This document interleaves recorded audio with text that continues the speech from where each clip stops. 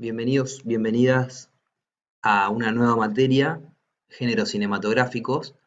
Por suerte se dio que vamos a poder seguir conociéndonos, discutiendo y trabajando en torno al cine y a sus vínculos, porque de más está decir que los géneros cinematográficos tienen una fuerte impronta literaria, una fuerte impronta teatral, lo vamos a ir viendo. Para mí es un honor.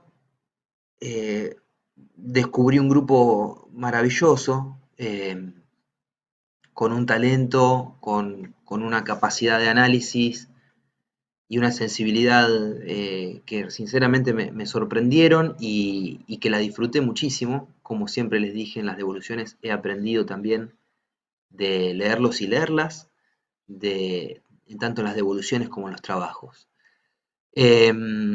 Pasado este preámbulo emotivo, les cuento que la clase de hoy, la clase 1, va a tener como dos partes. Esto ya ha pasado tantas veces, ¿no?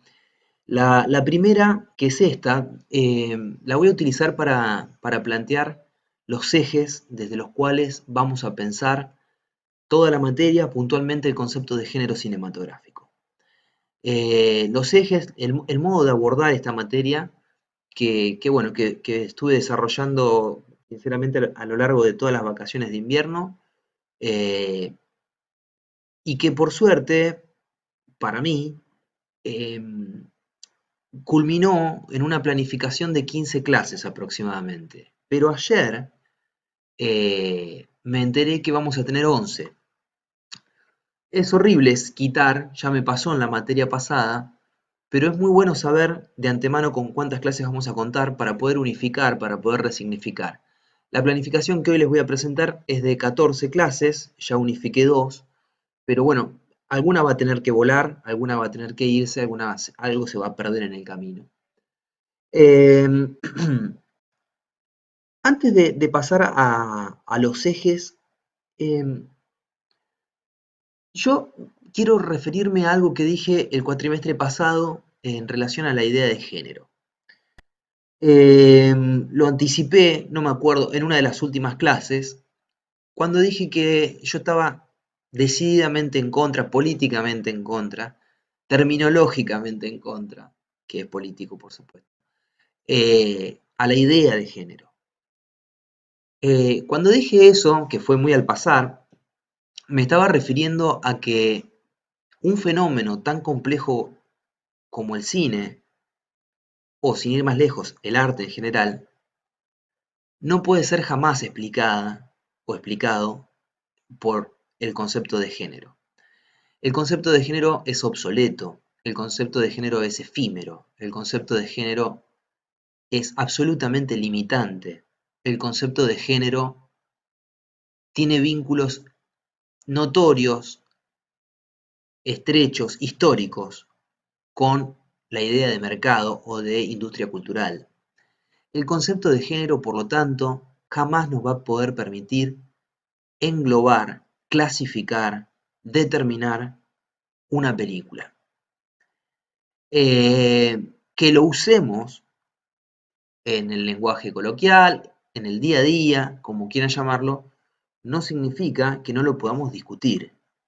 De hecho, la impronta que tiene esta materia, y esto es lo que digo antes de pasar a los ejes, es precisamente nuevamente, como lo hacíamos con transposición, ser críticos con la idea de género cinematográfico puntualmente.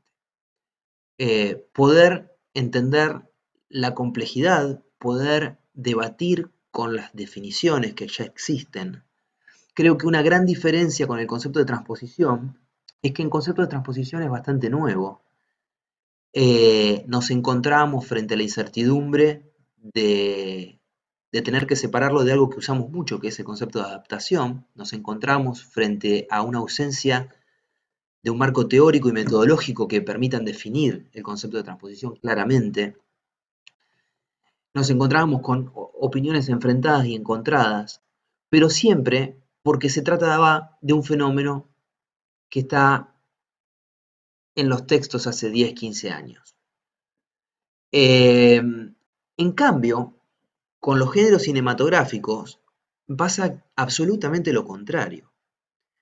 Hay una sobredosis de literatura académica, hay una sobredosis de paper, hay una sobredosis de libros, de cine, que se refieren a los géneros.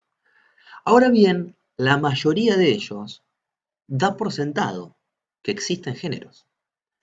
La mayoría de ellos son para explicar cuáles son las características de cada uno de los géneros que existen. Y ya decir eso es un escándalo, porque los invito y las invito a que hagan una lista de cuántos son los géneros que ustedes conocen. Estoy seguro que absolutamente nadie va a coincidir con el resto de sus 22 compañeros y compañeras. Es imposible, como lo es imposible en la música. ¿Quién me va a decir a mí que los Rolling Stones son rock and roll? Viejas Locas también es rock and roll. Y si los Rolling Stones supieran que Viejas Locas es rock and roll, se matarían. ¿Y Britpop es Oasis? No, Britpop es Blur, pero Blur no hace lo mismo que Oasis. Ah, entonces Britpop es Radiohead. Radiohead. Estoy hablando de bandas al azar, ¿eh? ¿Cómo vamos a definir con la misma categoría o poner dentro de la misma categoría a una banda como Radiohead con Oasis? Que prácticamente hacen lo contrario. Bueno, uso esta analogía y no me meto más en el campo de la música para no desviarme, porque ocurre exactamente lo mismo con las películas. Es un debate viejísimo, que sin embargo tiene una insistencia y una permanencia. La gente se sigue refiriendo a géneros. Hagan el ejemplo de ponerse en Netflix hoy y está todo dividido por... Vos pones buscar y te aparecen los géneros. Creo que aparecen 17. Este ejercicio lo hice en marzo, abril, cuando me confirmaron esta materia, ¿eh? Puede haber cambiado. Entonces, la primera idea, que para mí es la más fuerte, es acá los géneros no van a ser enseñados tradicionalmente como, bueno, el musical, dos puntos. Ta, ta, ta, ta, ta. Toma una película musical. Se trataría como de ir a encontrar en la película aquello que de antemano se va a buscar o se da por sentado. ¿Ah? Policial, dos puntos. Tiene que haber un personaje así, por lo general el ambiente es de noche, pa, pa, pa, pa, pa. Listo, vayan a buscarlo y encontraron la película. Ah, lo encontraron muy bien, es un policial.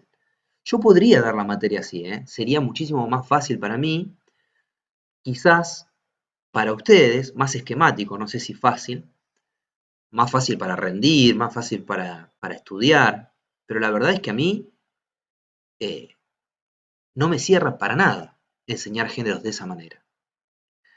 ¿Podremos en algún momento de la materia meternos en algún que otro género? ¿Lo vamos a hacer y vamos a hablar de sus características? Sí, pero siempre habiendo discutido primero la idea de género.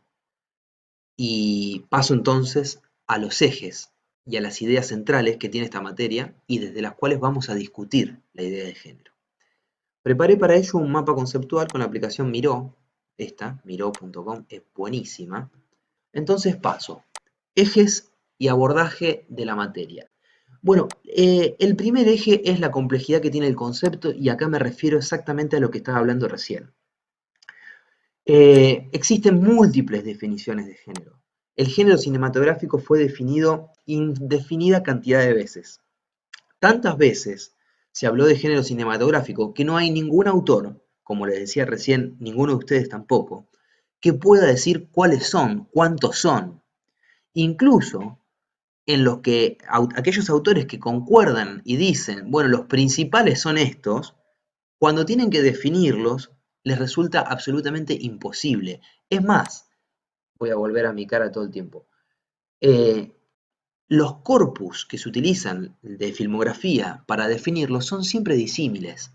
Es decir, hay un autor que vamos a usar mucho, Rick Altman, que define, por ejemplo, el cine noir, el cine negro, con un corpus de 200 películas. Entonces vos las lees. Yo me tomé el trabajo de verlas todas, no de ver el listado, ¿no? Bueno, te vas a otro autor, a Schwartz, por ejemplo, un alemán que ha hablado muchísimo de la idea de género, Y cuando lees el corpus de Schwartz de cine noir, prácticamente ninguna de las 200 películas coincide. Es más, las películas que aparecen en Schwartz, eh, Rick Altman las ubica en otro género. Por ejemplo, el policial, que según Altman es diferente al noir, pero según Schwartz no. Entonces, ¿qué sentido tiene explicar o definir un género? La segunda idea que se desprende de esto es que muchos de los géneros cinematográficos, a diferencia de lo que se creen, exceden a los géneros literarios, es decir, no provienen necesariamente de un género literario. Hay muchísimos géneros cinematográficos que son autónomos del campo, acá me remito a Bourdieu, del campo artístico específico del cine. Digo, dentro del campo artístico, con sus propias reglas y normas, tenemos el campo del cine, y hay géneros que han surgido estrictamente ahí, sin tener contacto alguno con lo teatral, sin tener contacto alguno con lo literario. Eh, las múltiples definiciones se oponen entonces a justamente definir como diccionario. Recién lo decía, salir a buscar aquello que se da por sentado o se anticipa en la misma definición. Si yo les defino el musical como dos puntos, ta, ta, ta, ta, ta, ta, ta, ta, y después les hago la pregunta, ¿esta película es o no es un musical?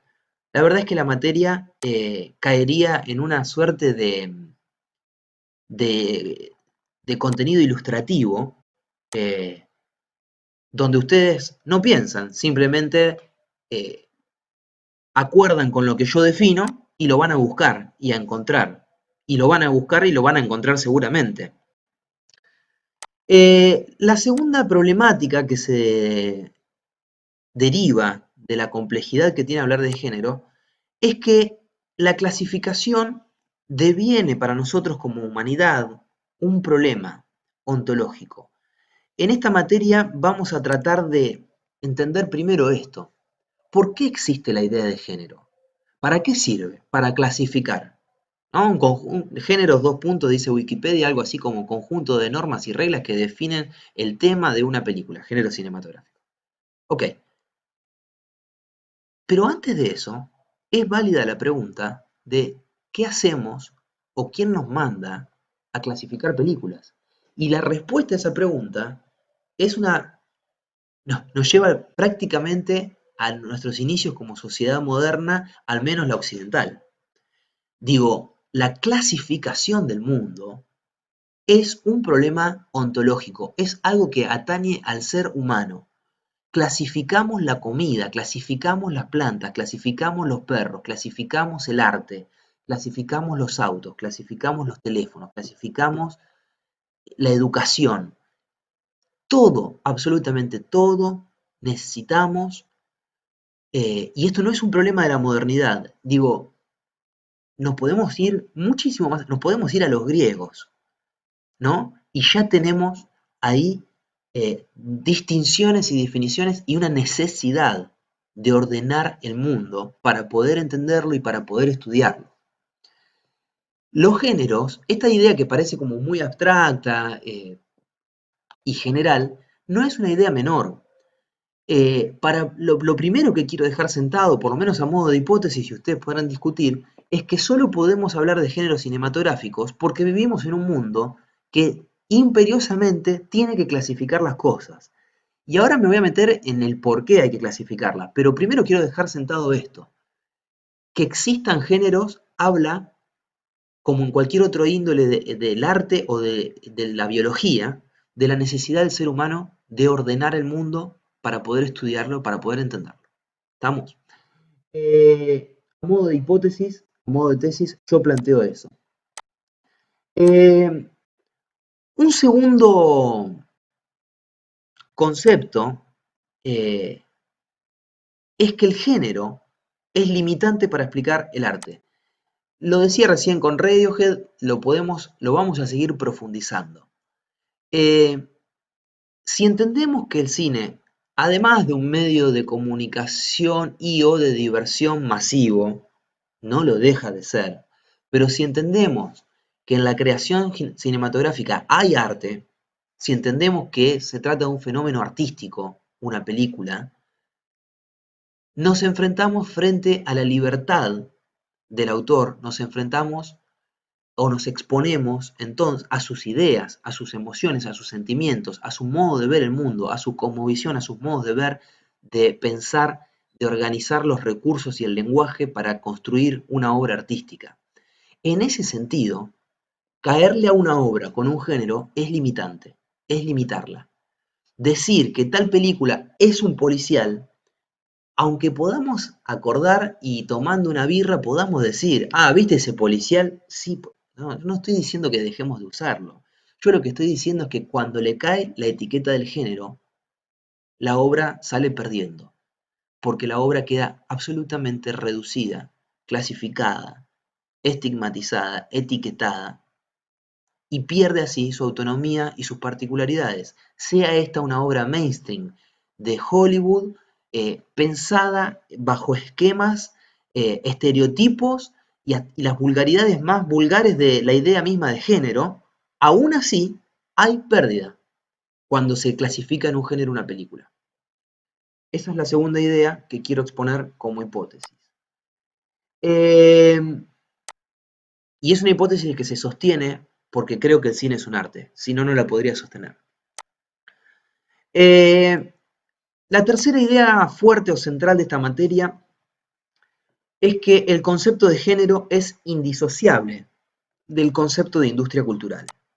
Por industria cultural estoy haciendo referencia, obviamente, a la Escuela de Frankfurt, estoy haciendo referencia a la dialéctica del iluminismo, o si quieren, a la obra de arte en la era de la reproductibilidad técnica de Benjamin, como ustedes prefieran.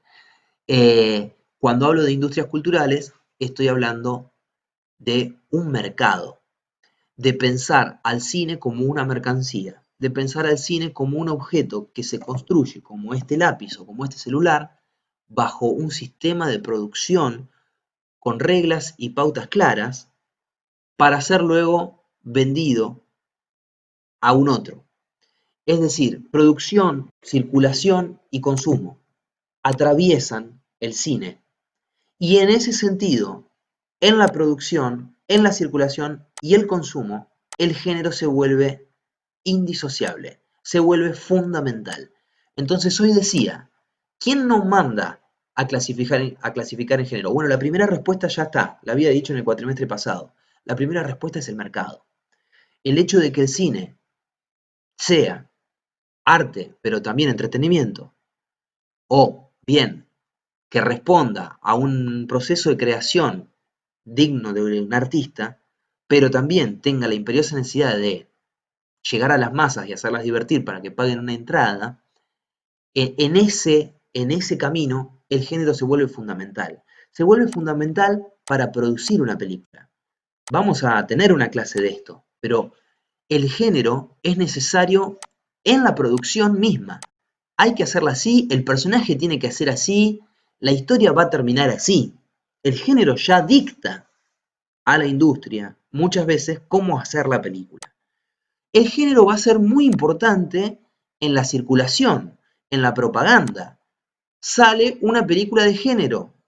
Es necesario para ponerla en el videoclub cuando existía. Es necesario para ponerla en Netflix dentro de una categoría. Es necesaria para la distribución o la circulación la idea de género. Pero también es necesaria para el consumo. Voy a ir al caso de mi viejo. Él te mira películas de acción. No, poneme una de acción. No le vayas con otra cosa. Y claramente, él como espectador detecta y puede definirse para sí lo que es una película de acción. Puede decir, esto no es acción, esto es acción. Y no le interesa si esa acción está mezclada con cine noir, con ciencia ficción, con suspenso. Él detecta lo que es la acción. Entonces, el género, tan discutido por mí en este caso, es muy fundamental en el mundo de la producción, circulación y consumo cinematográfico.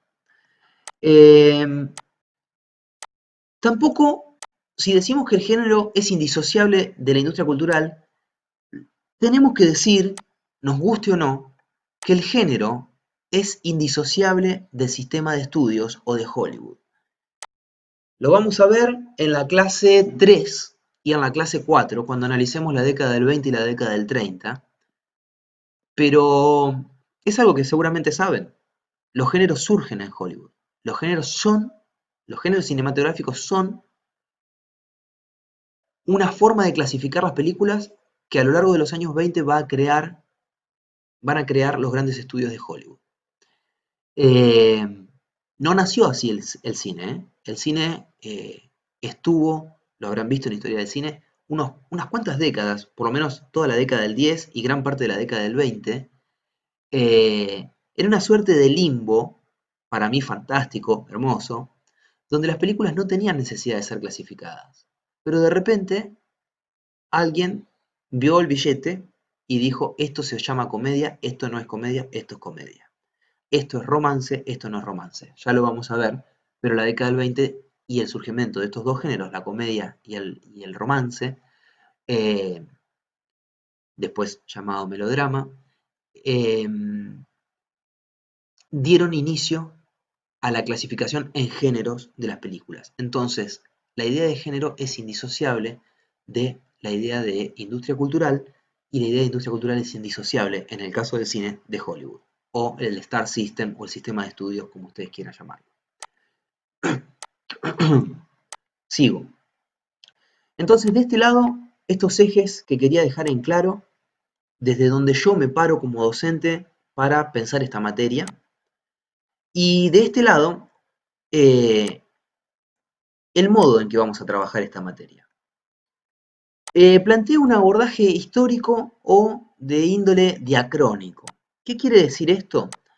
Que el género es, para mí, imposible de pensar por fuera de los cambios sociales y culturales del siglo XX. El género no se puede desprender de la historia de la humanidad. Vamos a ver a lo largo de la materia cómo es a veces la historia y los sucesos y los acontecimientos históricos, políticos, sociales, culturales, económicos, los que determinan el surgimiento o la muerte de un género. Eh, ahí tenía en el mapa conceptual el caso del cine noir, que es como fundamental, digamos, es paradigmático. El cine negro no podría haber surgido ni antes ni después. El cine negro es un claro resultado de la Primera Guerra Mundial, de lo que había hecho Hollywood en sus estudios en la década del 20 y de la crisis de Estados Unidos del 29. Sin estos tres elementos, que claramente no responden estrictamente a Hollywood, sino a cambios sociales, culturales, políticos, económicos, no podría haber existido este género. Lo mismo ocurre con el cine de catástrofe. El cine de catástrofe, o muchos ejemplos más, el musical. El musical es imposible de pensar antes del 27, por una cuestión netamente técnica, no existía sonido. Eh, entonces, esta idea, que es un modo de abordar, pero también es un eje desde el cual me quiero parar, va a estar en todas las clases, va a estar en todas las películas que veamos. No vamos a decir que tal cosa es noir o policial o romance o lo que quieran, sin antes pasar, al menos atrevernos a pensar el contexto político, histórico, social, económico, cultural de la época. De la misma manera ocurre con la muerte de algunos géneros. Ya lo vamos a ver cuando veamos western, pero es paradigmático por qué en un determinado momento ocurrieron cosas en el mundo para que el western no tenga más cabida. Se reflotó con El secreto en la montaña hace unos cuantos años, pero no sé si tantos, 10 años tendrá esa película, pero estuvo suspendido. No había western. No había western. Eh, el género, en este abordaje que tiene que ver con la historia, y no con hacer un corte sincrónico, sino más bien con pensarlo a lo largo o a través de la historia, también va a estar relacionado con los discursos hegemónicos de cada época. Y miren, hago para el costado y esta película, el que no la vio, vaya a verla. Digo, muchas veces vamos a ver que hay géneros que se abrazan o responden o participan de los discursos hegemónicos, principalmente de Estados Unidos, de los discursos imperantes en una época. No es casualidad que todas las Rambos hayan ocurrido después de la guerra de Vietnam. No es casualidad que películas de catástrofe y héroe, porque no es cualquier catástrofe, ocurran en plena invasión a Irak, a Irán y a Afganistán de Estados Unidos. Digo, el género entonces puede responder a las lógicas de Hollywood, puede responder a sucesos y acontecimientos históricos y sociales, y también puede responder a discursos que hay que sostener en un determinado momento. Y ahí vamos a ver cómo mercado y política casi siempre van de la mano. Eh, Vamos cerrando. El abordaje de esta materia va a ser fílmico comparativo y acá sí establezco un corte que no sé si es sincrónico. Le voy a poner un signo de preguntas. Dos. Bueno, bueno, listo, así. Eh, yo voy a tratar de darles por cada unidad tres películas más o menos. Digo, cuando veamos los géneros, eh, o los discutamos, mejor dicho, el drama, la comedia, yo voy a tratar de darles por lo menos tres películas que no van a ser de carácter obligatorio, pero cuando tengan que hacer el trabajo sí. Eh, y ahí voy a establecer un corte que en realidad más que sincrónico es un corte conceptual. El cine, y acá me apoyo fuertemente en un material bibliográfico que vamos a leer a lo largo del cuatrimestre, eh, se puede cortar indefinidamente, ¿no? De hecho, el género se trata de eso. Pero este corte a mí me parece interesante. Películas que responden a una forma de hacer cine clásica, películas que responden a una forma de hacer cine moderna y películas que responden a una forma de hacer, la palabra posmoderna no me gusta, pero sí que resignifica lo moderno en principio.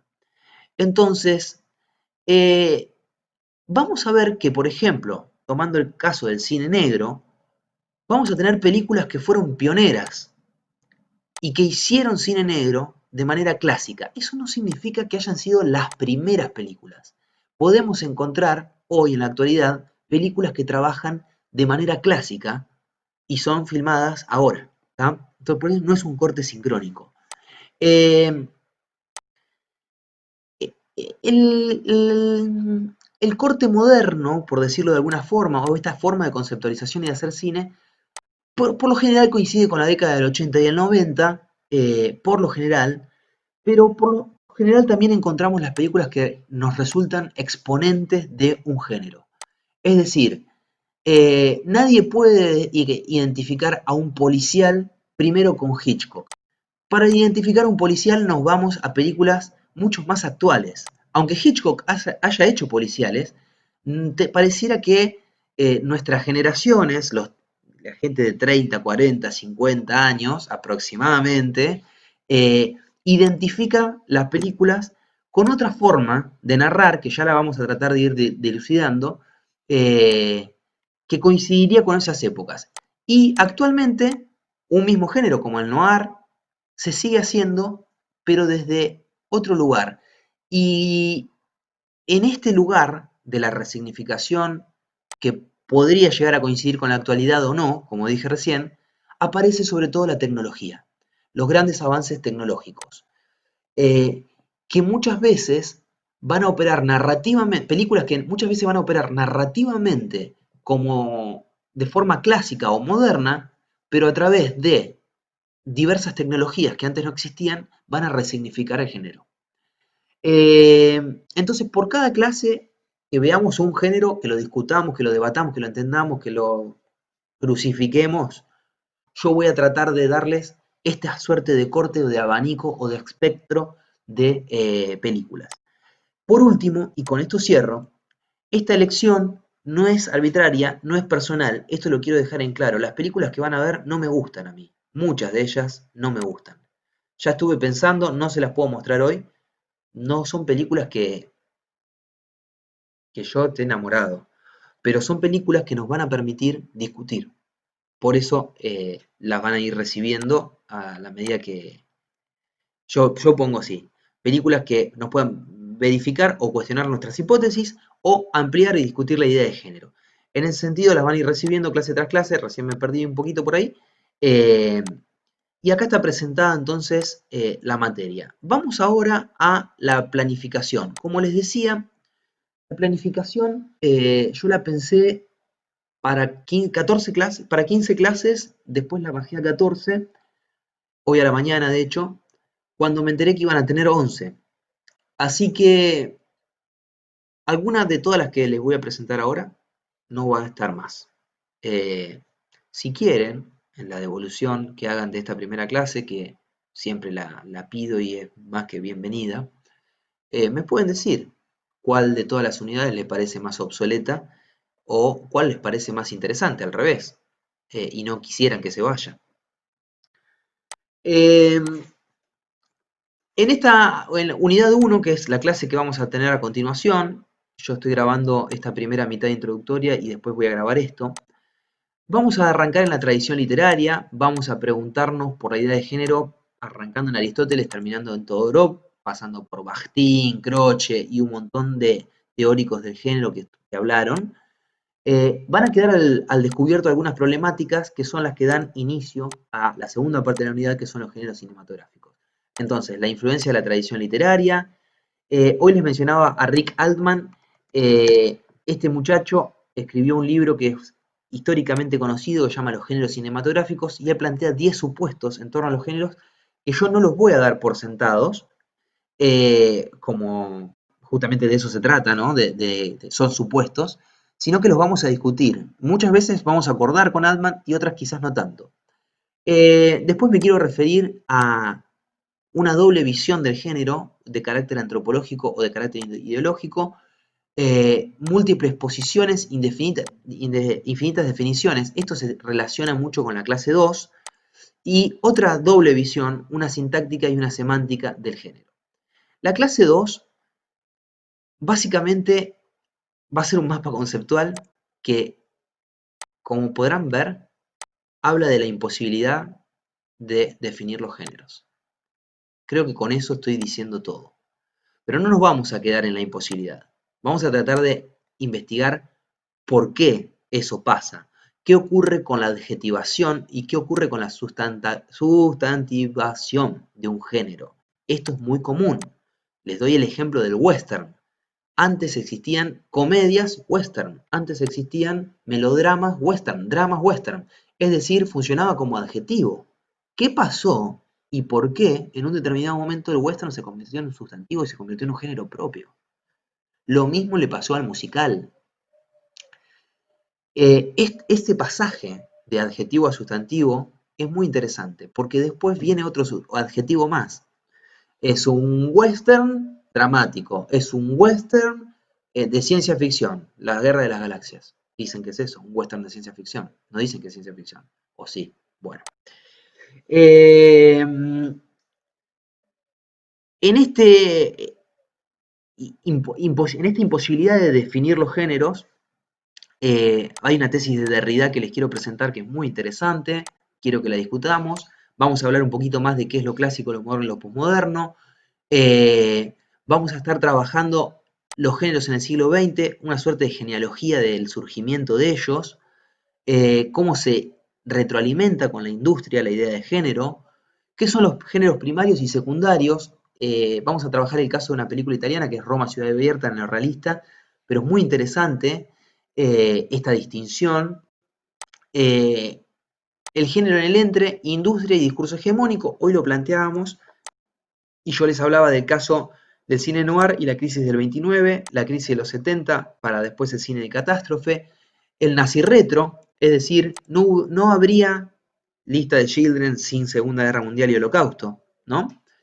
En la tercera unidad o clase 3 vamos a estar refiriéndonos a la década de los 20 y vamos a ver cómo surge el cine romántico y la comedia. Vamos a estar refiriéndonos a la producción, circulación y consumo con muchísimo más detalle, qué es la mercadotecnia del género, por qué el género puede ser algo muy positivo para ser vendido, pero también algo muy negativo. ¿Qué son los ciclos? ¿Cómo funciona el sistema de estudios creando no solo una película, sino un conjunto de ellas, la importancia del factor sorpresa y la diferenciación para que no exista un agotamiento del género. Vamos a hablar de dos conceptos que también son de Altman, que es el juego del crítico y el juego del productor, y finalmente nos vamos a referir a la Escuela de Frankfurt, que fue la pionera, la primera en discutir la idea de género. La unidad 4 es una de las que atenta para irse. A mí me parece fundamental hablar de esto, pero vamos a tratar de entender cómo los géneros generan su propia verosimilitud. ¿Qué es una economía narrativa? ¿Cuál es la diferencia con efecto de corpus? ¿Cuál es la diferencia con doxa? ¿Y cuál es la diferencia entre verdad y verosímil? Todo esto se apoya en el maestro Metz, que quien no lo conoce es como uno de los teóricos del cine y del género que por lo menos a mí más me agrada y más me interesa lo que plantea. Básicamente se trata de entender por qué es posible un discurso como el de la Guerra de las Galaxias, donde sabemos que es absolutamente todo falso y sin embargo funciona y opera con sus propias reglas. Es decir, cómo cada género genera su propia verosimilitud a través de el establecimiento de determinadas reglas que marcan y delimitan una fuera y una dentro del género. Por eso se habla de la censura del género. La censura del verosímil, perdón. En la unidad 5 abordaríamos la comedia, pero no como género. Vamos a hablar de las características y la evolución, pero también los tipos de comedias que existen, pero también vamos a hablar de la historia. Lo mismo con el musical. Es imposible hablarlo sin el advenimiento del cine sonoro, las transformaciones en industrias, sin hablar primero de Broadway y qué hacían los grandes estudios con ese vínculo con el teatro. Lo mismo con el género, con el western, ya hablé bastante. Es imposible de pensar sin el Nickelodeon, un periodo previo a la invención del western. Y así sucesivamente con varios géneros. La raíz del cine expresionista alemán que derivó en el cine noir. Acá tenemos cómo un género se apoya en un movimiento que no podría nunca haber sido catalogado como género porque fue una vanguardia estética y sin embargo derivó en dos géneros, el terror y el noir. La ciencia ficción y todos los tipos de ciencia ficción, ¿por qué que existen tanta ciencia ficción? El caso paradigmático de Tarkovsky y la reformulación que hace de la ciencia ficción. El drama, este muere, este no va a ir seguro, el biopic lo vamos probablemente a sacar. Y a mí me interesa hablar de las últimas unidades. Que estas dos por lo menos van a entrar seguro porque las pensé demasiado. Se llaman Por fuera del género y Por fuera del género. Básicamente son dos unidades donde quiero retomar lo que dije hoy, lo que estoy diciendo ahora, y con esto cierro. Que es el carácter acotado, limitante, efímero, ridículo, que tiene de hablar de películas en términos de género. ¿Por qué?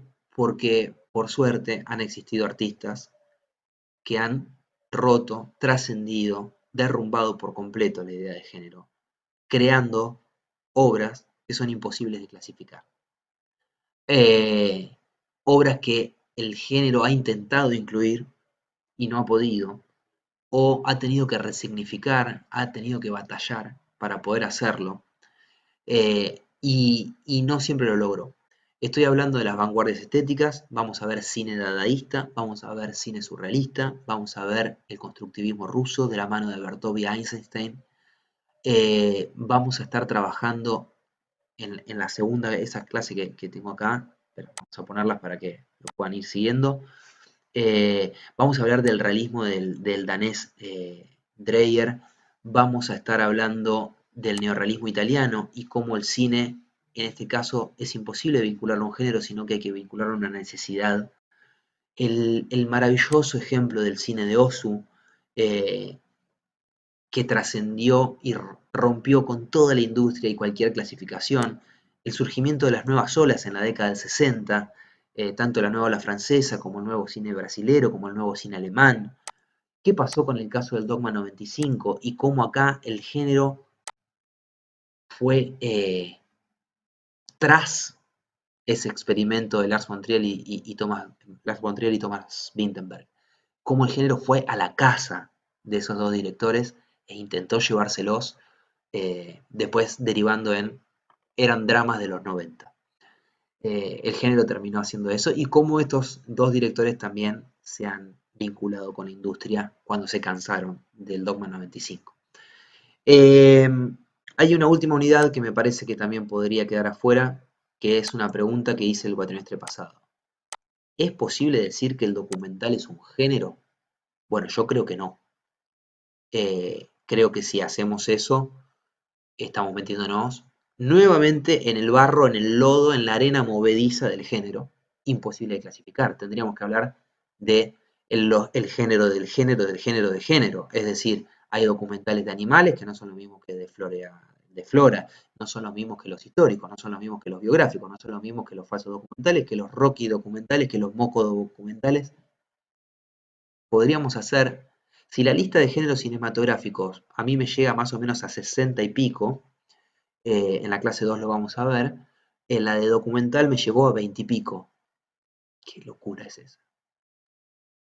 Entonces, bueno, yo quería cerrar una unidad donde discutamos en torno al cine documental viendo documentales. Ojalá que la podamos tener. Por lo pronto me despido de la parte 1 de esta clase 1 y pronto grabo la parte 2. Me estoy quedando sin luz, tal vez lo grabo mañana, que vamos a arrancar con Aristóteles para llegar a la actualidad de los géneros literarios primero y de los géneros cinematográficos después. Nos vemos en un rato.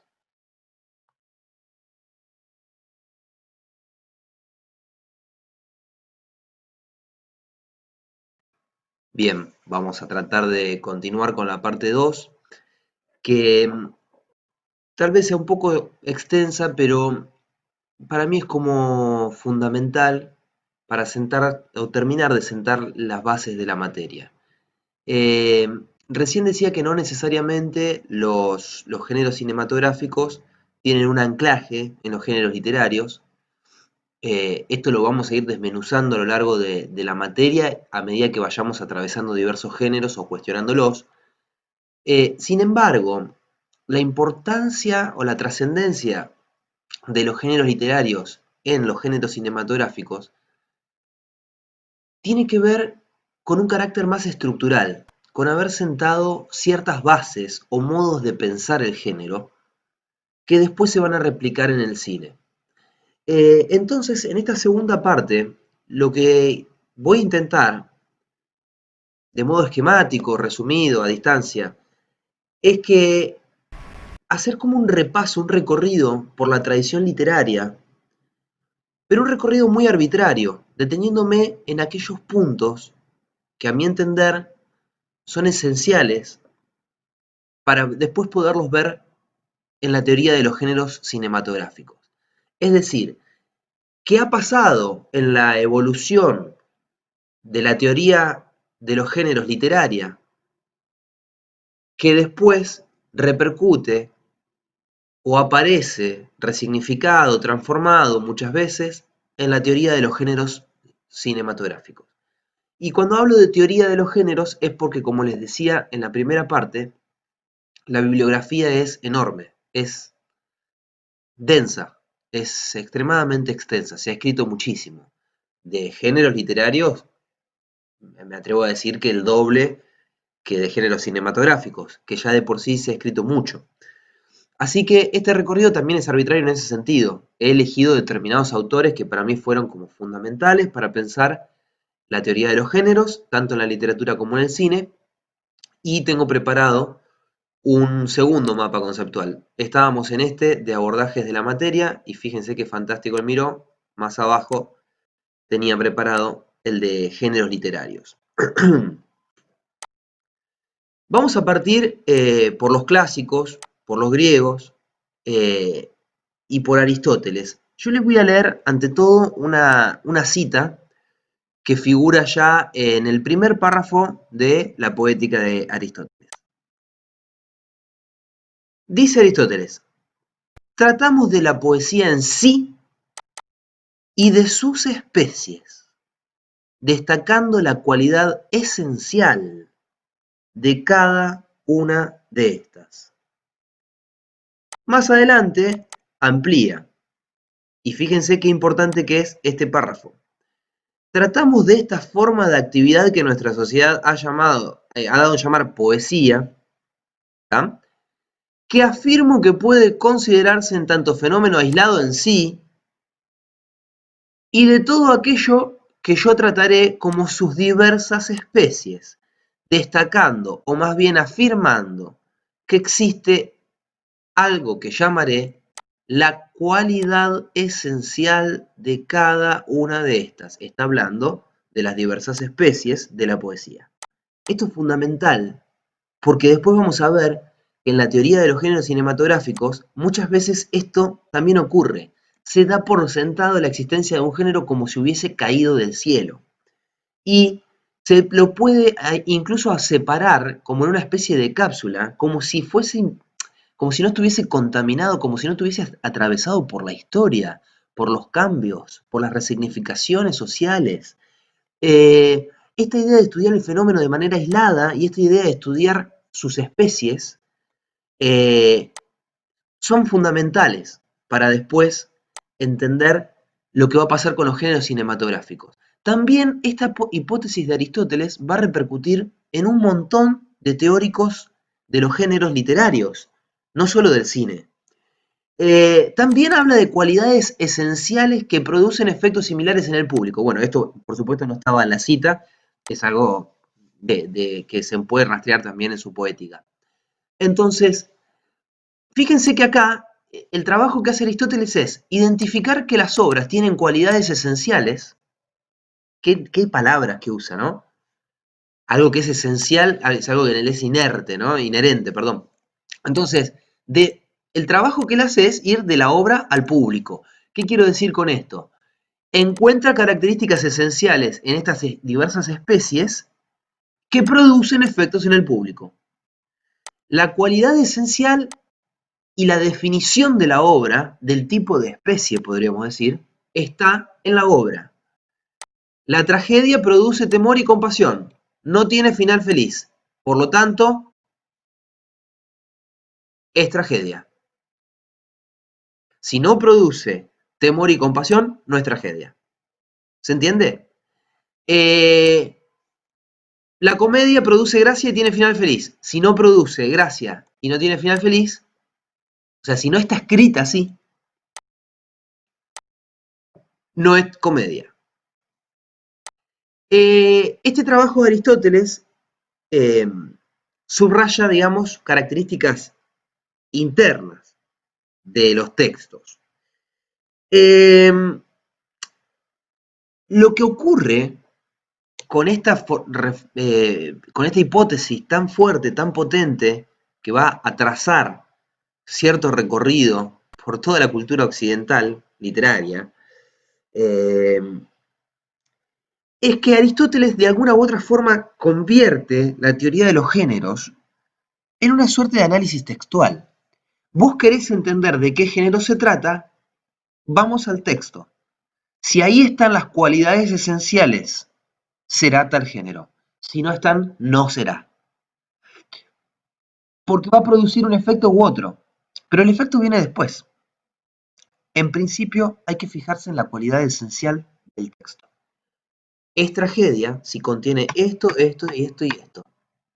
Si el texto, en nuestro análisis, haya determinadas características o cualidades esenciales, tendremos un género u otro.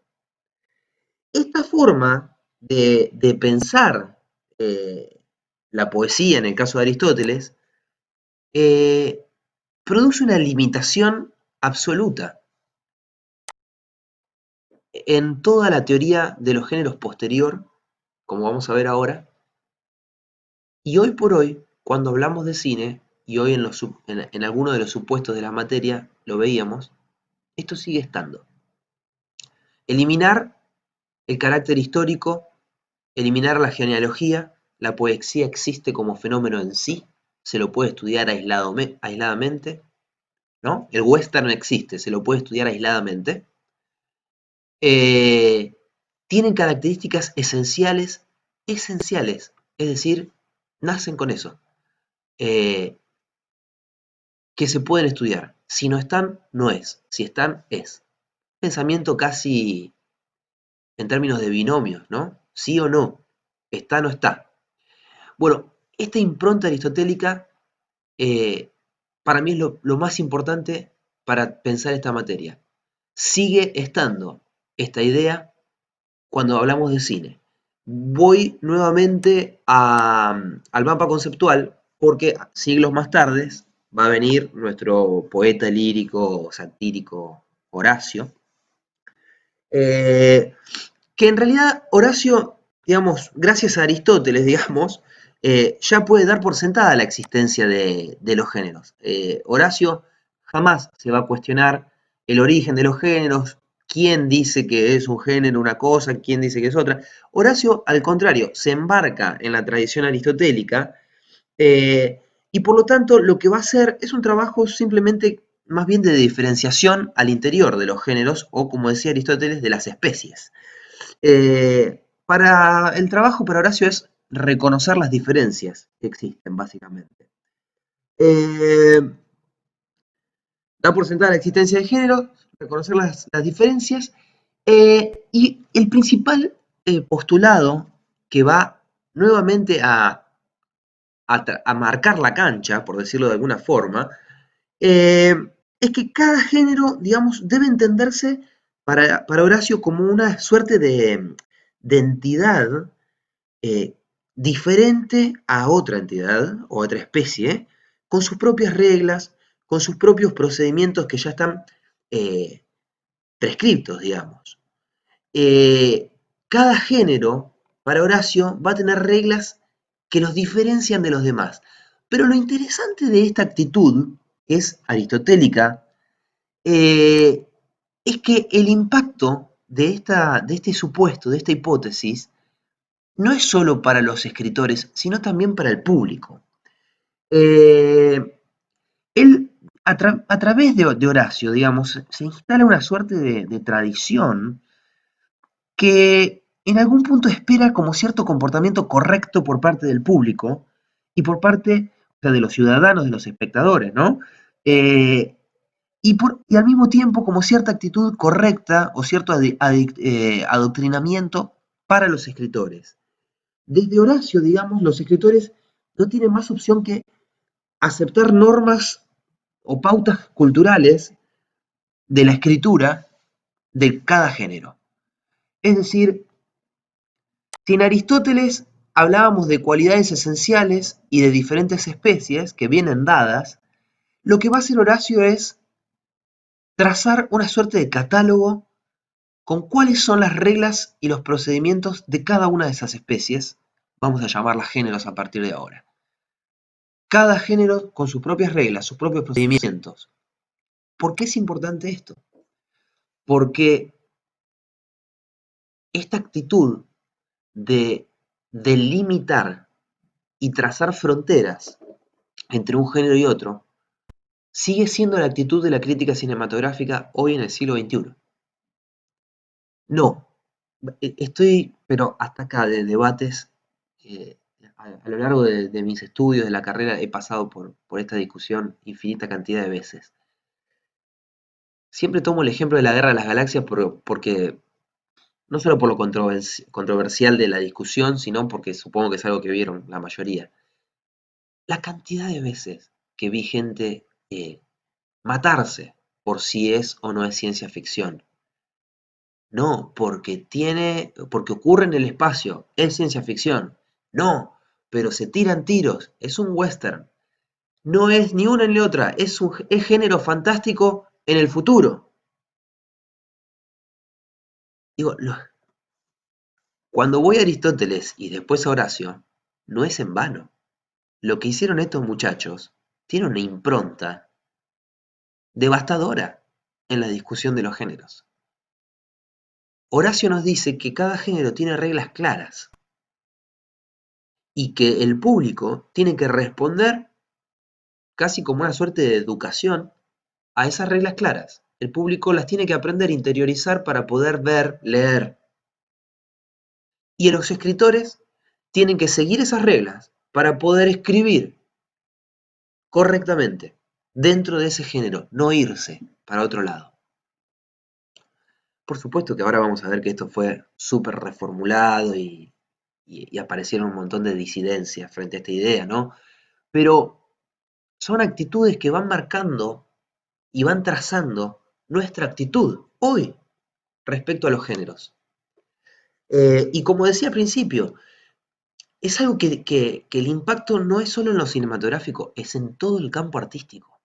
Pensamos así la música, nos desgarramos discutiendo si el tango de tal es tango o no es tango, porque le introdujo una batería electrónica, entonces deja de ser tango y es tango pop, qué sé yo. Seguimos con la actitud aristotélica horaciana de tratar de encontrar reglas claras y precisas, prescriptas y delimitadas, que marquen fronteras entre un género y otro sin contaminación alguna, vaciando el carácter histórico de cada uno de ellos, dando por sentado que son así. Continúo. Mucho más adelante, en la Edad Media, me atrevo a decir en los siglos XVI y XVII puntualmente para lo que voy a mencionar ahora, eh, por empezar, está bueno entender un poquito el contexto histórico. En el medioevo ocurre un fenómeno donde, a ver, vuelvo a mi cara un segundo. No sé cuál es la lógica con la que decido volver a mi cara o no. Eh,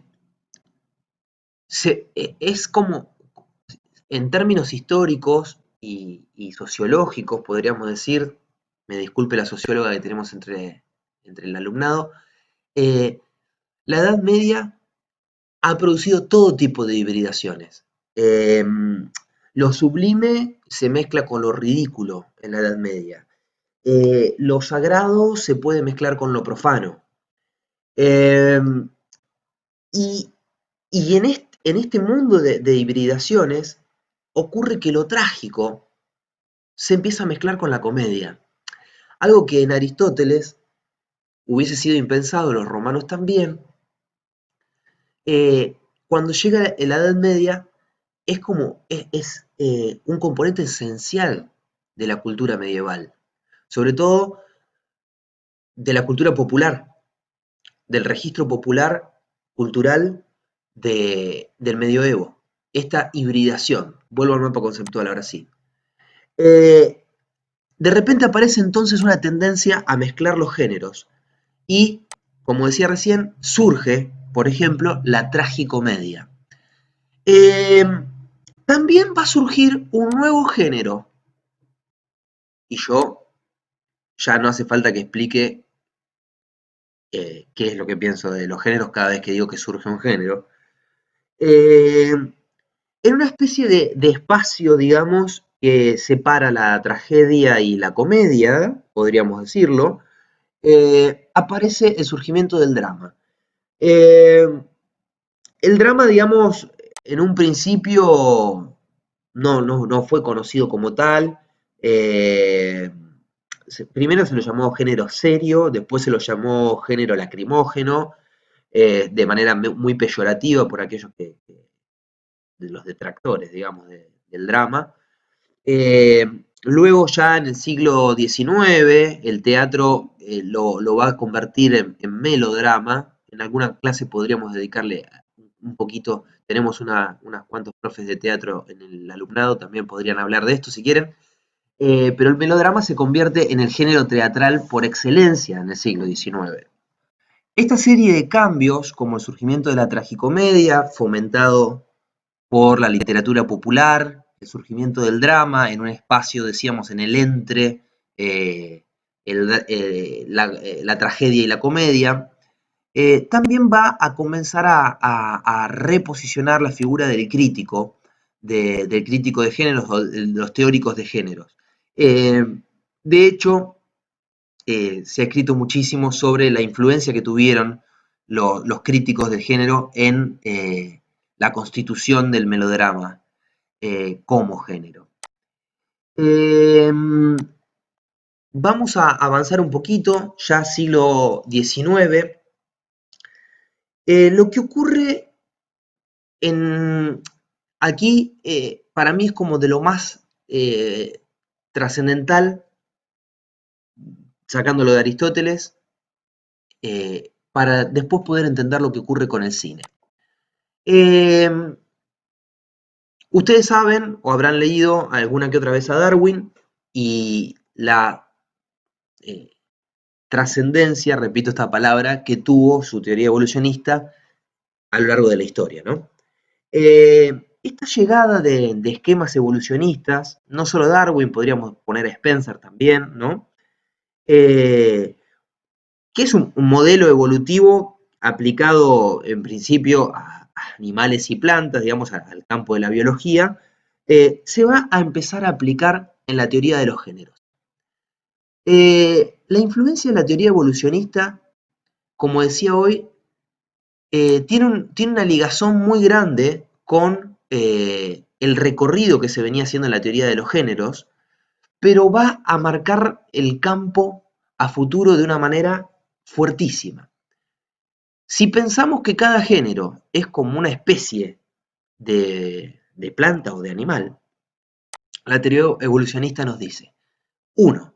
Los géneros existen como tal, se pueden observar y estudiar. Decía hoy, esto es la reformulación de Aristóteles, pero con sustento científico.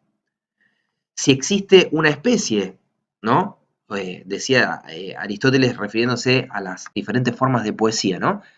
En sí, ahora Darwin nos dice, él existe como tal, y eso significa que puede separarse como objeto de estudio para observar y estudiar. 2. Los géneros tienen fronteras precisas.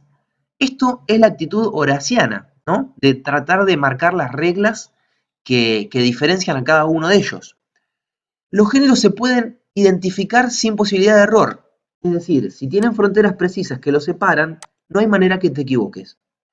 ¿Es esto o es lo otro? Pero lo que agrega la teoría evolucionista, y esto es fundamental en la historia del cine después, es que los géneros evolucionan, pero según una lógica predeterminada. Eh, el carácter evolucionista o los esquemas evolucionistas son, a mi juicio, otro de los grandes pecados con los que cuenta la teoría de los géneros cinematográficos hoy por hoy.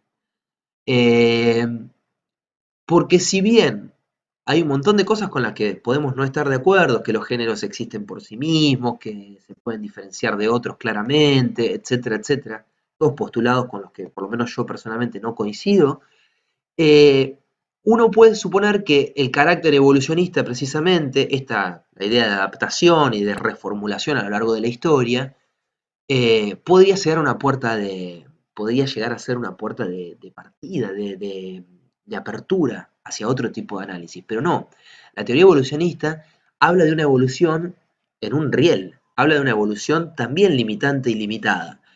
Solo evolucionan en este sentido.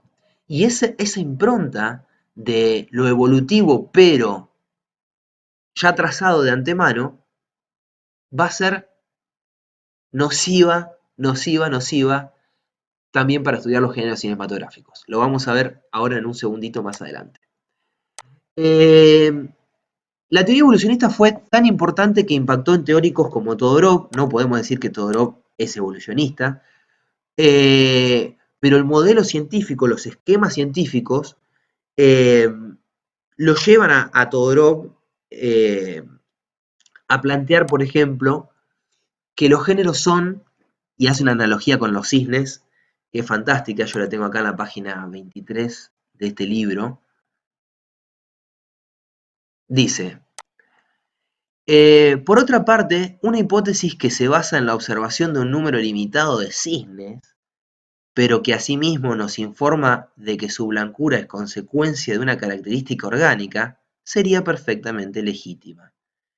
Para volver de los cisnes, escuchen esto, para volver de los cisnes a las novelas, dice Todorov, esta verdad científica general se aplica no solo al estudio de los géneros, sino también a la de la obra de un escritor en su conjunto o de un periodo específico. Básicamente, Si yo tengo un delimitado número de cisnes que son blancos, puedo decir que el género cisne es blanco, es decir, que todos los cisnes son blancos. Este postulado científico, que está en las bases de la teoría evolucionista, no es evolucionista en sí mismo, es la impronta que tuvo la ciencia de la biología en la literatura. Si en esta película hay una persecución de un policía a un ladrón, hay tiros y vuela un auto y explota, es acción. Si en esta otra película hay un tiroteo, si en 10 películas podemos decir que hay tiroteo, persecución, vuela un auto y explota algo, son policiales, o lo que quieran, acción. Es imposible decir un género. Eh,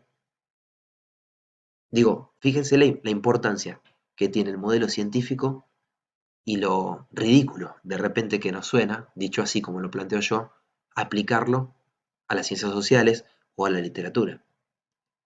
Sin embargo, ocurrió.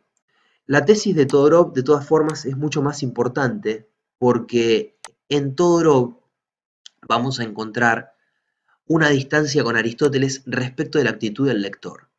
Miren lo que dice Todorov en su introducción a la literatura fantástica, un libro clave de él. En un pasaje, me olvidé de poner las comillas, dice, ¿duda el lector? Está hablando de la literatura fantástica, ¿no? ¿Duda el lector entre dos explicaciones posibles, una misteriosa, maravillosa la otra, de los fenómenos hallados en el texto?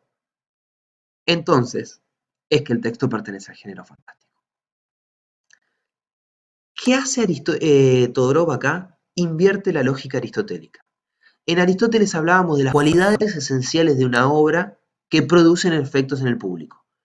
En Todorov, la actitud del público frente a la obra determina el género.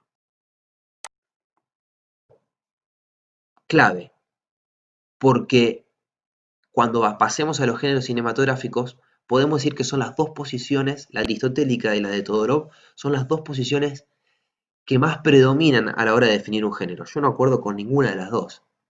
Ya habrá ido quedando en claro que pienso más en una mezcla, en un bucle, en un ida y vuelta y sobre todas las cosas en contextualizar histórica, social, políticamente cada uno de los surgimientos de los géneros. Pero sacando mi posición de lado, la actitud de Aristóteles entonces, que era encontrar características en la obra que podrían producir efectos en el público, ahora en Todorov es inversa, es el camino contrario.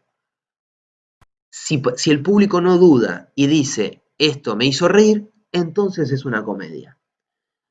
Eso se suma a la idea de corpus científico.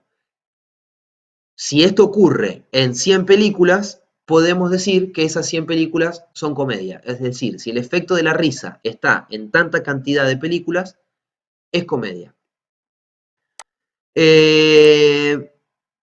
Dependencia entonces respecto de la actitud del lector, el camino contrario de la lógica aristotélica.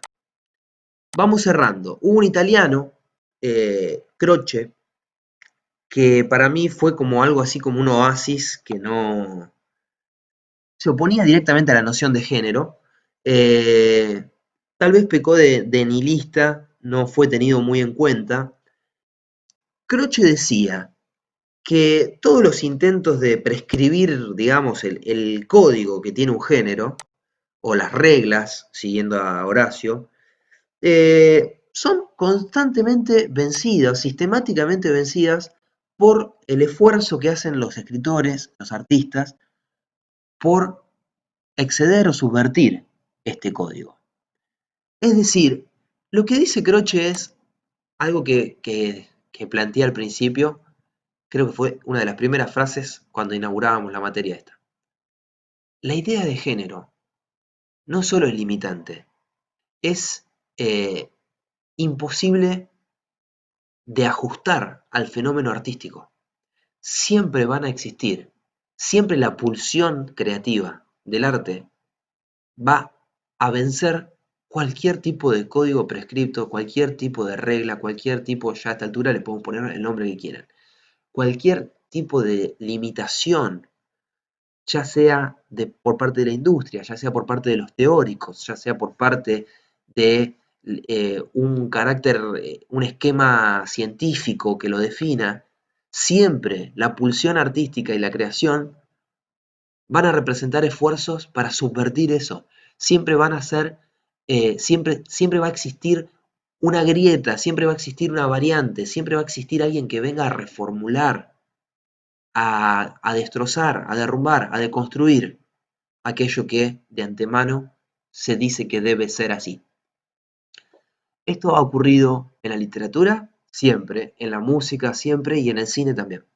De hecho, tenemos dos unidades al final que se llaman por fuera del género para mostrar que cuando hablamos de género en el cine, como se llama esta materia, nos estamos refiriendo a una parte del cine, a la parte de los estudios, de Hollywood, pero que permanentemente se intentó romper la idea de género y avanzar con otras lógicas de creación, de producción y de consumo que estén por fuera del género.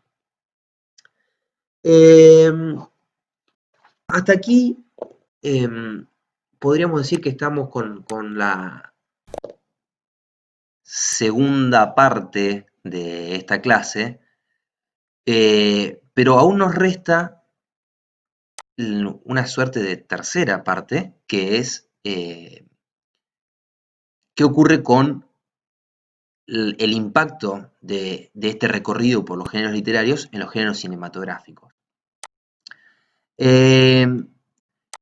Antes de pasar a eso, quisiera hacer tres distinciones sobre todo lo dicho recién.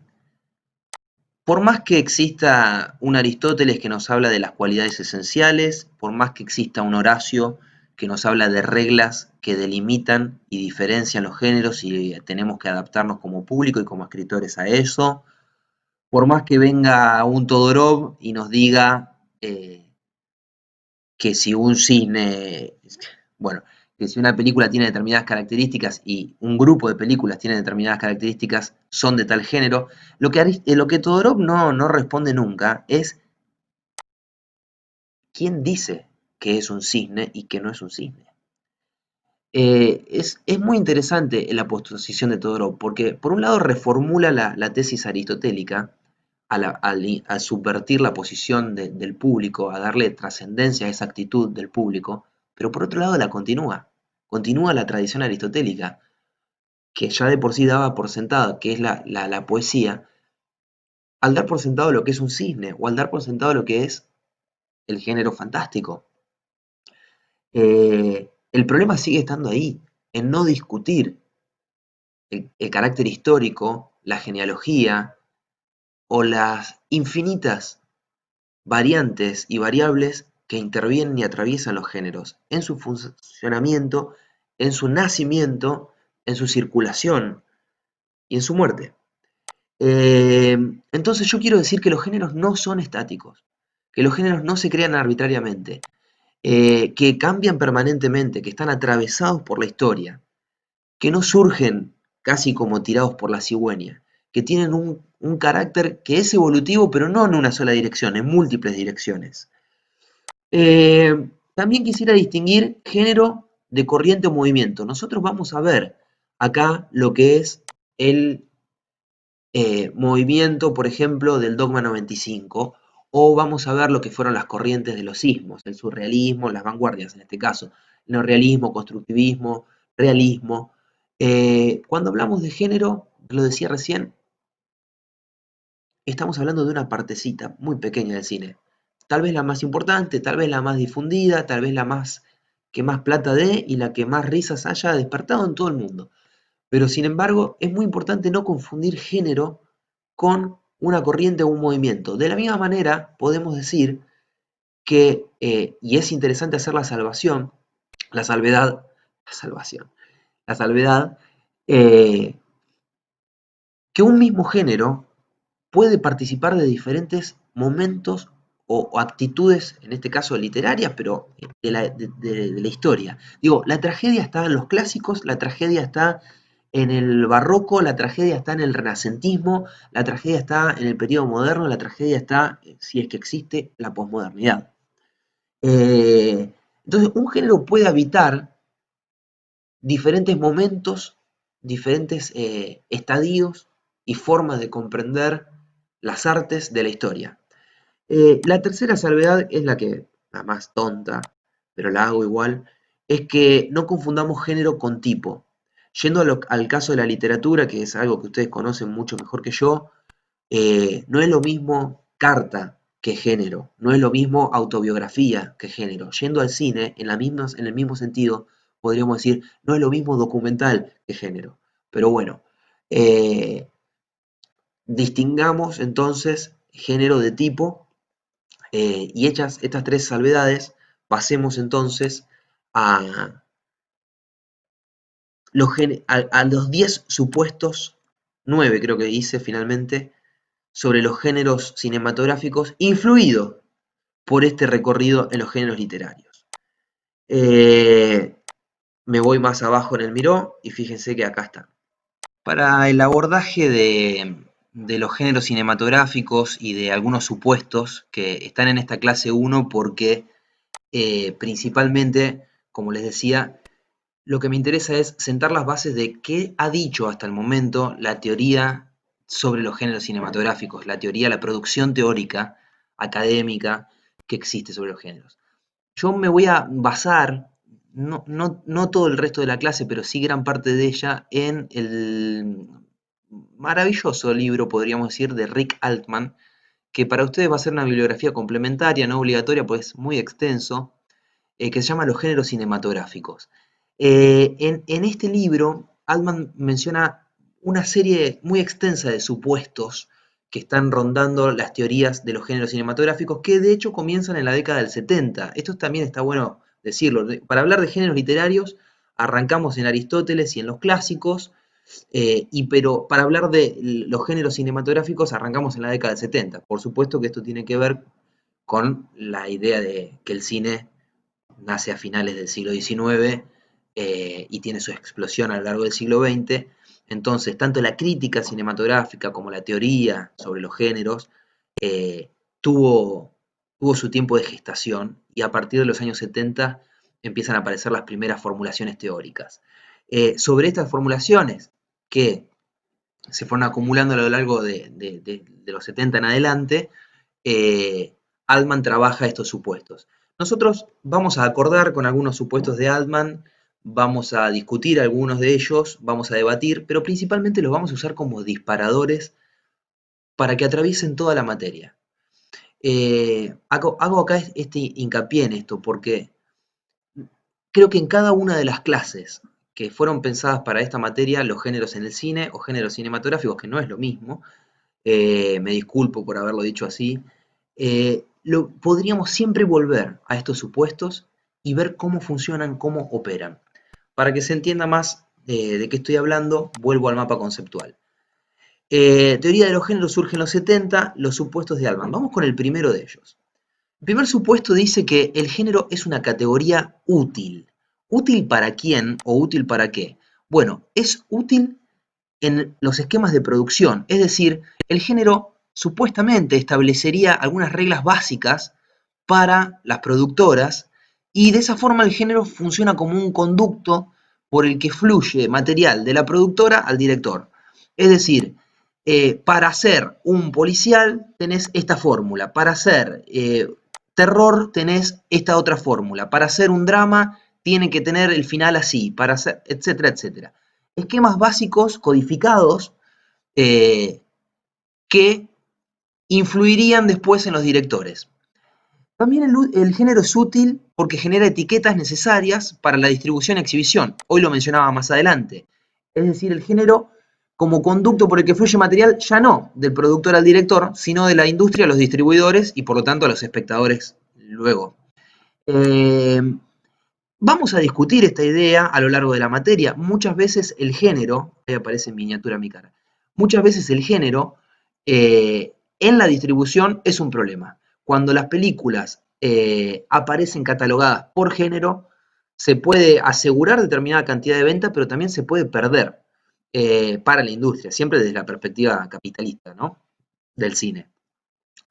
Tercer punto, el género establece un contrato de expectativas con el público que los consume. Bueno, podemos ver entonces cómo la lógica aristotélica, o yendo más adelante a Horacio, perdura hoy por hoy. Suponer que hay un público de géneros que, incluso la lógica de Todorov, ¿no? Que es según Todorov, es el público el que le dice a la industria cuáles son sus gustos, si acuerda o no con el género, y entonces los termina de establecer. Bueno, esas lógicas que aparecían en la literatura se siguen repitiendo, según este supuesto, en el cine.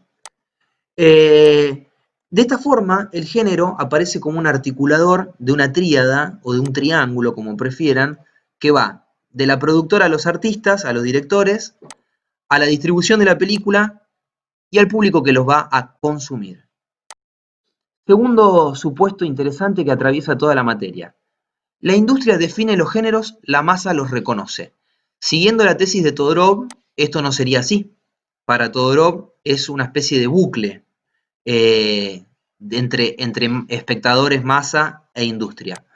Pero este supuesto de que la industria define y después la masa los reconoce, nos vuelve a llevar al esquema aristotélico. Por un lado, hay una primacía, o sea, si sostenemos esto, hay una primacía del discurso de la industria, pongo yo. La industria crea el género y el efecto global que va a producir. Es decir, sigue siendo la industria cinematográfica la principal gestadora de las reglas y pautas que tiene que tener un género. Después vienen los efectos. Aristóteles. La industria sanciona y predefine el corpus genérico, es decir, la película reafirma las creencias del público. Eh, pero, ahí pongo bucle sin fin, al mismo tiempo el público responde colectivamente afirmando o transformando la tesis de Todorov. Entonces la industria se adapta. Para que quede claro, este supuesto o pone el acento en la industria o pone el acento en el público.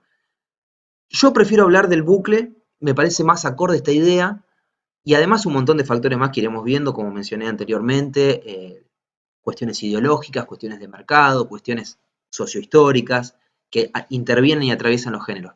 Pero según estos dos supuestos, la industria estaría definiendo unos géneros y el público reconociéndolos. En ese reconocimiento puede haber transformación. ¿Y qué hace la industria? Reformula y cambia el género, o bien aparecen los famosos subgéneros.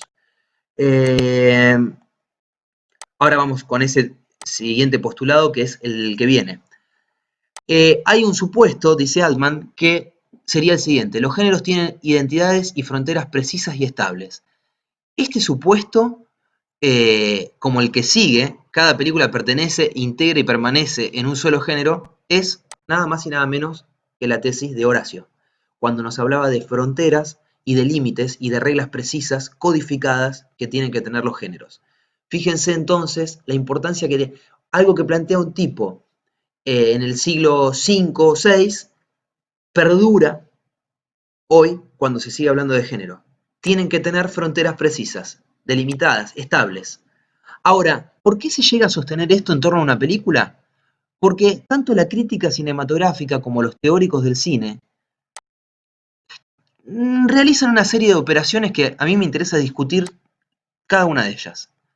Por empezar, se definen los géneros a partir de un corpus limitado. ¿Quiere decir esto? Muchas veces se dice que tal género es terror porque hay 50 películas que tienen esas características. Pero esas 50 películas, y acá nos metemos en una cuestión estadística, no sabemos si son representativas de un género. Hoy, al principio de esta clase lo decía, ¿cuántas películas son representativas o pueden constituir un corpus válido para decir que tal cosa es un género? ¿100 películas de terror dicen que hay un género llamado terror? ¿50? ¿500? El problema está que muchas veces se excluyen las películas que no se adecúan. Y cuando falla la exclusión, aparece el subgénero, que es lo que vamos a ver en la clase 2. Siguiendo esta idea, yo tengo un corpus, 100 películas tienen determinadas características, entonces puedo decir, la teoría del cisne, que esto es terror. porque hay 100 películas que contienen elementos similares. Ahora bien, en esa elección de 100 películas dejé un montón afuera, que a lo mejor compartían características, pero no todas. Entonces hay un segundo problema. ¿Cuántas son las características que tienen que compartir estas películas para que yo pueda establecer o decir que es un género? ¿Tienen que tener los finales así y tal personaje sí o sí? ¿Ok, 3 características? Ah, no, 5 características. Acá está el problema de la crítica cinematográfica y de la teoría de los géneros. Dar por sentado muchas veces significa reducción del corpus arbitrario, y cuando nada de eso funciona, la solución, el subgénero. La mentira del subgénero. Este terror tiene esto, tiene esto, tiene esto. Ah, no, pero para que sea terror tiene que ser mucho más escabroso, tiene que haber sangre por todas. Ah, bueno, entonces gore. Terror, gore. Ah, pero entonces esta película que no tiene sangre y no tiene tripas por todas partes, ¿qué es? Ah, es terror psicológico. Terror psicológico. Otro género, subgénero del terror. Y así, indefinidamente, nos pasamos el tiempo tratando de categorizar, de incluir, de establecer pautas, cuando prácticamente carece de sentido este ejercicio. Porque siempre va a estar el arte luchando. Sigo. Eh, Decía, los géneros tienen identidades y fronteras. Bueno, este se vincula mucho, por eso esta flecha, con el siguiente supuesto. Cada película pertenece, integra y permanece en un solo género. Acá aparece la creencia de que una vez que la industria haya identificado el género de los films, estas operaciones de acá, ya no hay posibilidad de cambio. Yo tengo acá un ejemplo que lo contradice. En los años 20 había 2 géneros. En los años 40, comedia y podríamos decir, de alguna otra forma, el melodrama. En los años 40 ya aparecen un montón de géneros más, alrededor de 5 o 6 géneros son reconocidos. Ahora, en la década del 60 aparecen muchos más, ya tenemos una cantidad de 10 géneros, hoy hay como 70.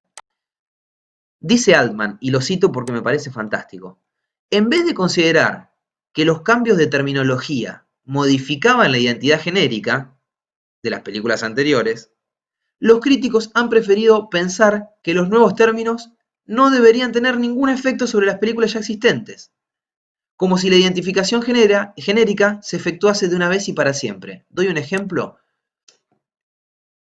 Tal película, Vértigo, se dice que es una película de acción. Se dice que es una película de acción. Hoy se sigue diciendo que es una película de acción, cuando ya carece por completo de sentido. Porque hoy podríamos pensar que Vértigo es cine noir, hoy podríamos pensar que Vértigo es suspenso, hoy podríamos pensar que Vértigo... Digo, la crítica cinematográfica y la teoría de los géneros, cuando establece un género, parece hacerlo para siempre. Este género va a ser siempre esto. Y no es así. La historia del cine demuestra que al transformarse la terminología, se transforma la identidad de las películas. Muchas películas empezaron siendo terror y hoy son clase B.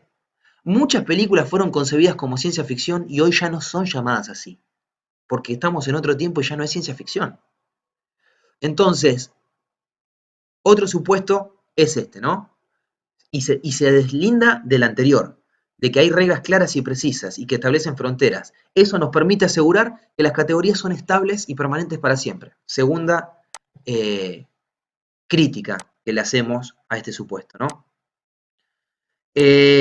Bueno, otro supuesto.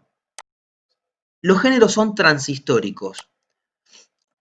En vez de compararlo con una entidad originada en el seno de la industria cinematográfica, sigue siendo una lógica histórica, siguiendo una lógica histórica específica, se prefiere concebir como la continuación de géneros preexistentes en la literatura, como en el caso del western, el teatro como el melodrama, y la literatura de carácter no ficticio como el biopic, por solo dar algunos ejemplos. Hay una persistencia de la cualidad esencial aristotélica, pongo yo. ¿Qué quiere decir esto? Muchas veces hay cierta pereza en la teoría cinematográfica de los géneros, y en vez de analizar, en el caso del western, cuál fue el contexto histórico en el que surgió, qué pasaba culturalmente en Estados Unidos en ese momento, cuáles son los vínculos que el western pudo haber tenido con prácticas rituales propias del oeste norteamericano, cuál era el estado del cine en ese momento, se prefiere decir que el western deriva de la literatura. En vez de pensar cuáles son las particularidades que tiene el melodrama en el cine, qué pasaba en los años 20 después de la Primera Guerra Mundial para que ese género pueda tener cabida dentro de los tanques de Hollywood, se dice que el melodrama deriva del teatro. Esta es como una especie de karma, o no, de karma no, de, de mancha que tiene la teoría cinematográfica de los cines. Una ligazón que pareciera ser ineludible con los géneros literarios. Y ya lo dijimos y queda bastante claro, no es así, lo vamos a ir viendo, y en todo caso lo que los géneros literarios establecen son formas de pensar los géneros, como estuvimos viendo en toda esta clase. Sigo. De este carácter transhistórico falso, lo podríamos tachar, podemos sostener otro supuesto para discutir. Los géneros siguen una evolución predecible.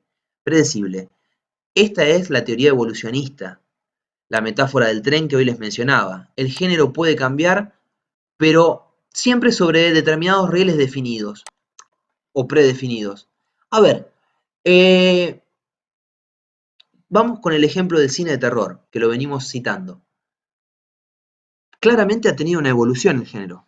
El primer terror que existió, si quieren lo ubicamos en la raíz expresionista, ya vamos a tener una clase de eso, dista ampliamente del terror que se hace hoy, que es completamente paranormal y el juego de la quija y los espíritus y los niños endemoniados.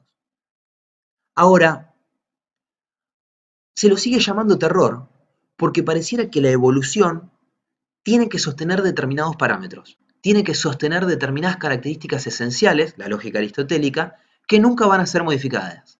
Y esto no es así. Esto no es así. Seguir diciendo que una película hecha hoy, 2020, de terror, es terror, o nos equivocamos al situar el gabinete del doctor Caligari en terror, o nos equivocamos al situar las películas de ahora en terror. La distancia es abismal. Son dos obras completamente distintas. Y si sostienen algunos elementos, no es porque la evolución fue sobre un mismo riel. Es porque la industria sigue necesitando de determinadas cuestiones que evidentemente funcionan, se supone que funcionan a nivel espectador. Los géneros se localizan, este es el supuesto que más me interesa trabajar, creo, de todos. Los géneros se localizan en un tema, atención, un tema, una estructura y un corpus concreto. Bueno, de corpus hablábamos bastante recién. ¿Qué quiere decir esto? Se da por sentado que el género se define por un tema. Esto no ocurre tanto en la literatura como en el cine. Es una suerte de visión semántica, es decir, si nosotros en una película reconocemos que hay determinadas tramas, determinadas escenas, determinados personajes o casos reconocibles así en general, podemos asegurar que es de tal género. Entonces yo le podría decir ambiente de noche, lluvia, monstruo, mujer sola en una casa, un gato que nos hace creer que es el monstruo, pero es un gato que tiró una lata, terror. Como si esos elementos no pudieran estar en otro género. Cuando sabemos que no es así. Cuando sabemos que todo eso puede aparecer perfectamente en una comedia.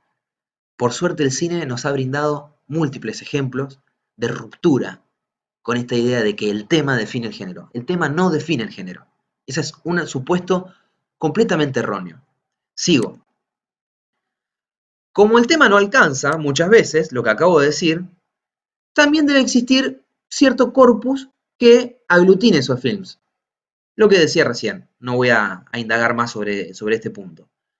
Pero como muchas veces ese corpus es limitado, arbitrario o es un recorte casi absurdo, aparece la idea del tratamiento. Bueno, serán todas las películas distintas, pero la estructura narrativa es más o menos igual. En la película de terror, el final siempre es malo, porque cuando crees que pasó todo, aparece otra vez el monstruo al final, en el último segundo de la película. Es decir, la forma de abordar ese tema también estaría definiendo el género. La estructura narrativa sabemos que no es así. Sabemos que no es así. Y en el caso del terror, dentro de todo hay lógicas predecibles. Pero váyanse al drama. ¿Cuántas formas de abordar un drama hay? ¿Cuántas formas de elaborar una estructura dramática hay? Infinitas formas. ¿Cómo va a ser la estructura o la forma de trabajar un tema la que nos diga si eso no es un género? Sigo. Las películas de género comparten ciertas características fundamentales. Vista una, vista todas. Eh, Básicamente el supuesto dice que pueden variar algunos detalles, pero no el esquema central. Y acá podríamos retomar el ejemplo de recién, ¿no? Yo solo que puse algunos otros. En la escena arquetípica del western hay un sheriff que siempre se va a enfrentar a un forajido en un tiroteo. ¿Eso nos dice que es un western? No.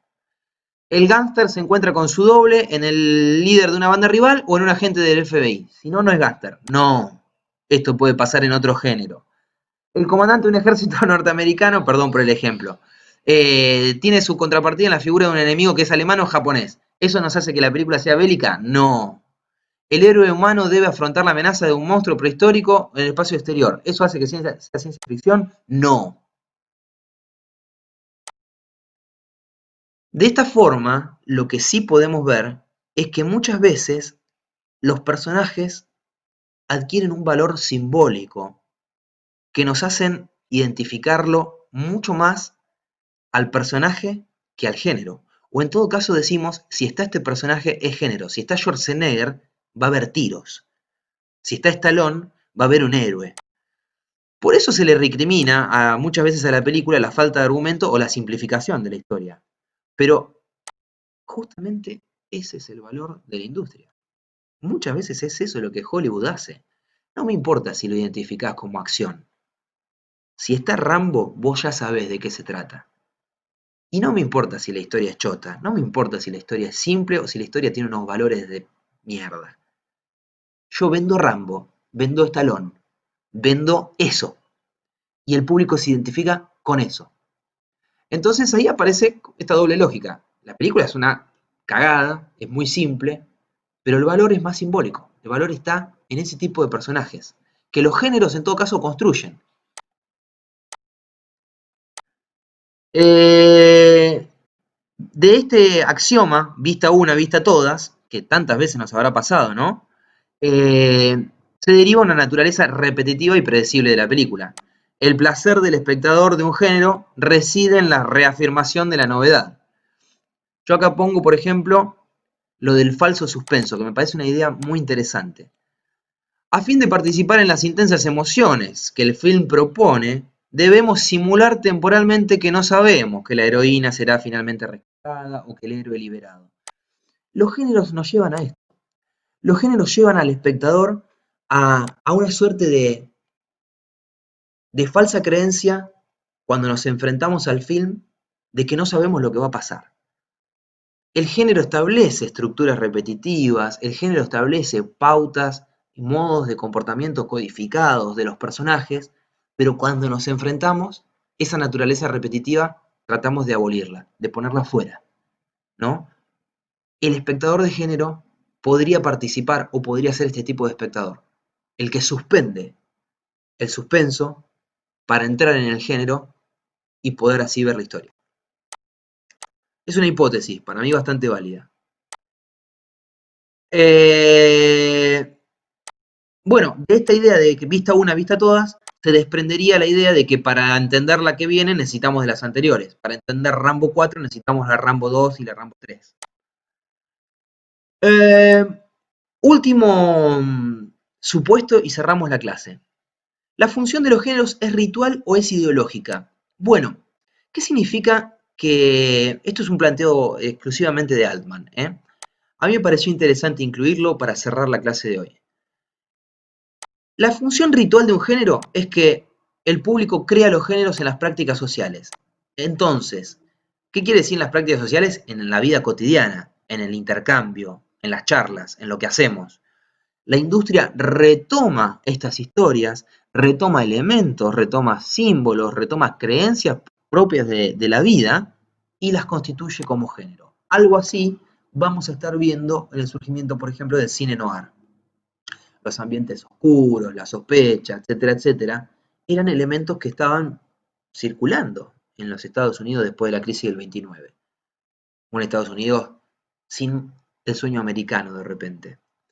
Entonces, la función ritual del género o esta hipótesis del género como una concepción ritual habla no de que la industria define el género, sino más bien de que en las prácticas sociales aparecen elementos que a la industria le interesan para poner en sus películas. Esto yo lo comparto bastante.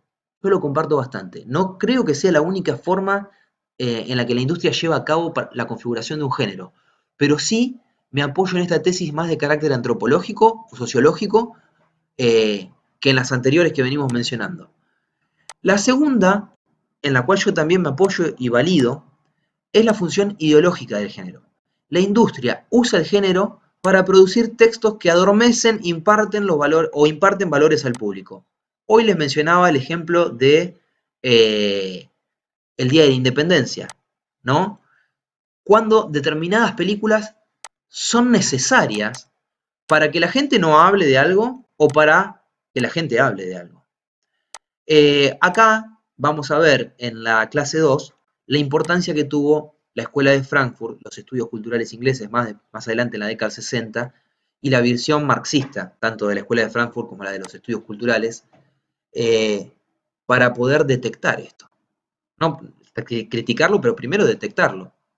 Hubo un tiempo, muy largo diría yo, en el que la industria cinematográfica hollywoodense iba y sin que nadie le dijera nada. Nos mostraban la mierda más grande y los valores más terribles sin ningún tipo de escrúpulo, y no había ni un teórico que saltara a decir, ¿qué es esto?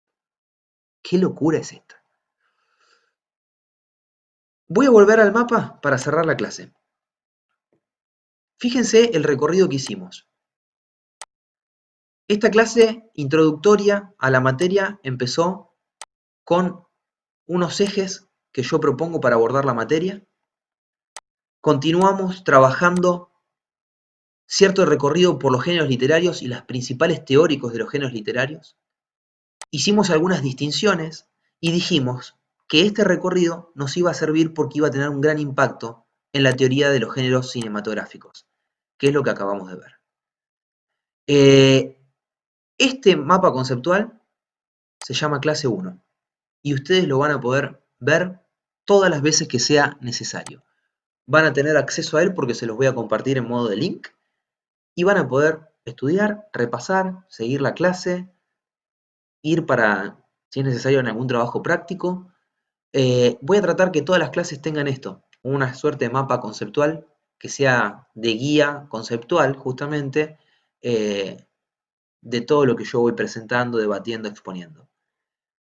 Fue larga, pero fue la primera y yo creo que era necesario que sea así, para dejar como bien abierto el panorama, cuál es la posición de la cátedra, también la mía, y cuál es la forma en la que vamos a pensar los géneros en el cine. Nos vemos en la siguiente, les mando un abrazo, bienvenidos una vez más, para mí es un placer, nos vemos en la clase 2.